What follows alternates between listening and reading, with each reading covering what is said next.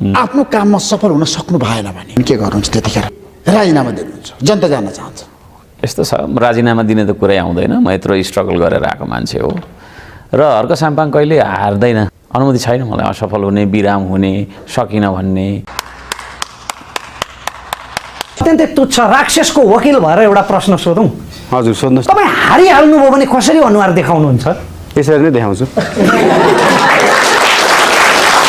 यसकै मान्छेहरू भनिरहेछ नि तपाईँलाई खै मैले त सुनेको छुइनँ तपाईँलाई त्यस्तो प्रस्ताव आएको छैन त्यस्तो छैन उहाँहरूले होइन मलाई दबाब भनेको कसैले पनि दिन सक्दैन कसैले पनि तपाईँलाई दबाब कसैले दुनियाँमा तपाईँ कसैको दबाब मान्नु कसैको दबाब मान्दिनँ म जनताको दबाब नि जनताको मान्छे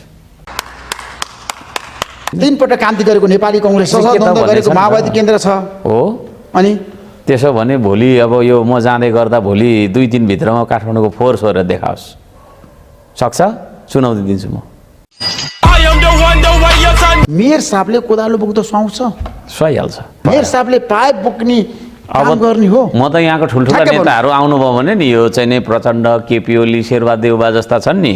उहाँहरूलाई म आधी घन्टा त बालुवा बोकाउँछु मेरो खराब पानी छ मेरो खराब र लाउरेहरूको सहर हो नि त होइन दा लाउरेको सर तर त्यहाँ खोइ त पर्यटकहरू गएको मलाई बताउनुहोस् त पर्यटकहरू नजानुको कारण त्यही त भनेको त हर्क साम्पाङ आएको थिएन नि त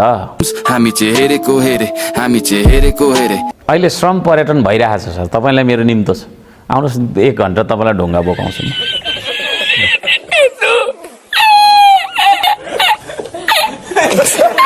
जस्तो तपाईँले म 90,000 कति भोट ल्याएर जित्छु भन्नुभएको छ भोटै काउन्ट गरेर भन्नुभएको छ त्यो अलिक गफ जस्तो सुनिन्छ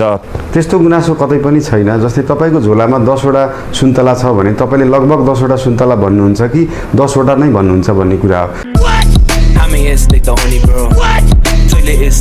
त्यो दिवा सपना हुँदैन हुँदैन